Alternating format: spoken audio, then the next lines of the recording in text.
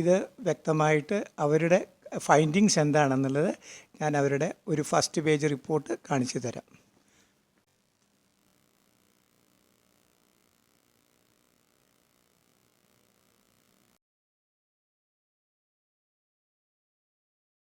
എല്ലാവർക്കും എൻ്റെ നമസ്കാരം. ഞാൻ കുറച്ച് നാളായി വീഡിയോ ഇടാതിരുന്നത് എനിക്ക് ഹൃദയ സംബന്ധമായിട്ടുള്ള ചില പ്രശ്നങ്ങൾ നേരിടുകയും ഞാൻ കഫക്കെട്ട് വന്ന് എൻ്റെ ലോക്കൽ ഡോക്ടറെ കണ്ട് പോയപ്പോൾ ECG വേരിയേഷൻ വന്നു. ആ ECG വേരിയേഷൻ അനുസരിച്ച് ഞാൻ ജൂബിലി മിഷൻ ഹോസ്പിറ്റലിൽ പോകുകയും അങ്ങനെ അവിടെ അഡ്മിറ്റ് ആവുകയും ചെയ്തു. അങ്ങനെ അവരുടെ ഡയഗ്നോസിസ് പ്രകാരം സീവിയറായിട്ടുള്ള ഒരു ഹൃദയ ആഘാതത്തിലേക്ക് പോലും എത്താൻ പറ്റുന്ന സ്റ്റേജും ചെറിയൊരു ലീക്കും ഉണ്ടെന്നാണ് പറഞ്ഞത്. പക്ഷേ നമ്മുടെ ബോഡി പ്രത്യേകിച്ച് പ്രതികരിച്ചതുകൊണ്ട് എനിക്ക് വലിയ കുഴപ്പമൊന്നുമില്ലാതെ മരുന്നിലേക്ക് ഒതുക്കാൻ ശ്രമിച്ചു. അങ്ങനെ ഇപ്പോൾ മരുന്നിൽ കൺട്രോൾഡാണ്, സർജറി ആവശ്യമില്ല എന്നാണ് ഇപ്പോൾ പറയുന്നത്. എനിവേ, നിങ്ങളുടെ എല്ലാവരുടെയും പ്രാർത്ഥന ഉള്ളതുകൊണ്ടും എന്നെ ഇഷ്ടപ്പെടുന്നവരും ഇഷ്ടപ്പെടാത്തവരും ധാരാളം പേരുണ്ടെന്ന് എനിക്കറിയാം. അതൊക്കെയാണെങ്കിലും എല്ലാവരുടെയും പ്രാർത്ഥന എന്ന് പറയുന്ന ഒരു സംഗതി ഉണ്ടല്ലോ, അതിൻ്റെ ഫലമായി ഞാൻ വീണ്ടും റെസ്റ്റിലൂടെ മുന്നോട്ട് വരികയാണ്. ഇപ്പോൾ 45 ദിവസമായ റെസ്റ്റ് എടുക്കുന്നു. ഇനിയും കുറച്ചും കൂടി ഗ്രാജുവലായിട്ടുള്ള ഒരു ഡെവലപ്മെൻറ്റ്സും കൂടി വേണം. അപ്പോഴേ സെൽഫ് കോൺഫിഡൻസ് ആവുള്ളൂ. അതിലേക്കുള്ള പ്രയാണത്തിലാണ്. അതുകൊണ്ട് നമ്മുടെ വീടിനെക്കുറിച്ചൊന്ന് പറയുകയാണെങ്കിൽ, ഞാൻ പ്രാക്ടീസ് പ്രവൃത്തി എന്ന് പറയുന്നത് അഡ്വക്കേറ്റ് പ്രൊഫഷണൽ പ്ലസ് ട്യൂഷൻസ് കുറേ ക്ലാസ്സസ് എടുത്തിരുന്നു.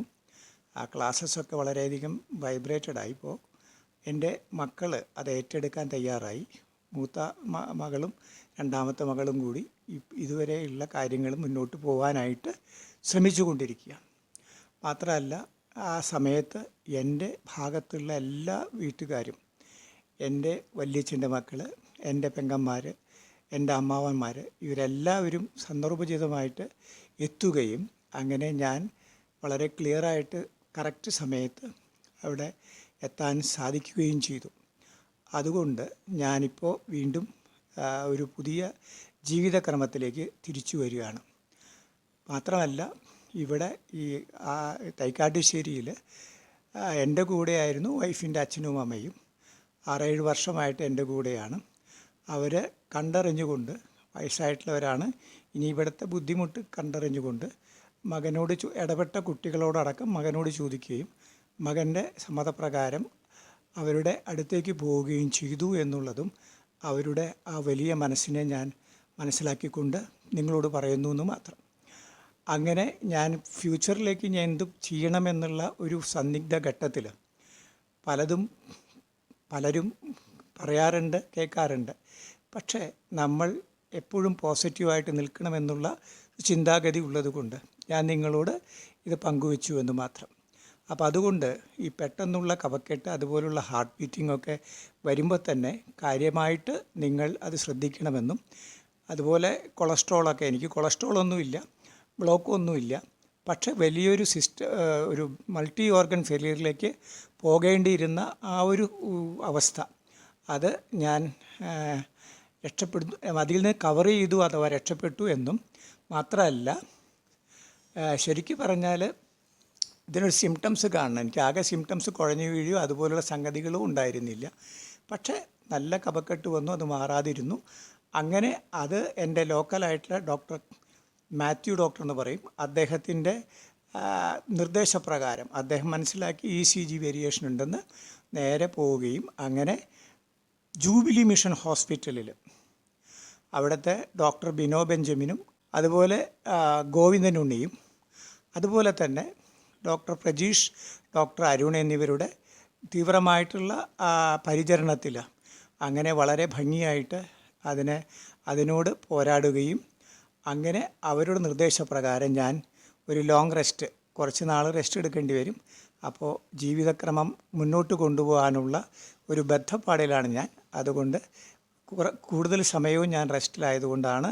ഇപ്പോൾ കുറച്ചും കൂടി നല്ല പ്രോഗ്രസ് ആയതുകൊണ്ട് ഞാനിത് നിങ്ങളോട് പങ്കുവയ്ക്കുന്നു എന്ന് മാത്രം. ഇനി എല്ലാം ഒന്നുകൂടി പറയുകയാണ്, എനിക്ക് എല്ലാവരുടെയും പ്രാർത്ഥന ഉണ്ടായി എന്നുള്ളത് മനസ്സിലാക്കാനുള്ളൊരു സന്ദർഭം കൂടിയായിട്ട് ഞാനിത് മനസ്സിലാക്കുന്നു.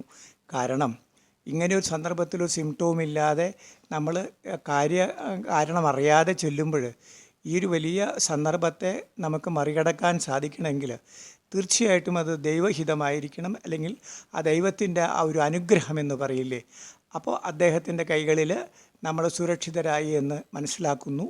അത് ഇതുപോലെയുള്ള നല്ല പ്രവൃത്തികൾ ചെയ്തുകൊണ്ട് നമുക്കും ഇതുപോലെ എന്തെങ്കിലും സന്ദർഭങ്ങൾ ക്രിട്ടിക്കൽ സ്റ്റേജ് വരുമ്പോൾ നമ്മളും ഇതുപോലെ ഭംഗിയായിട്ട് റിക്കവറി ചെയ്യാനായിട്ട് സാധിക്കട്ടെ.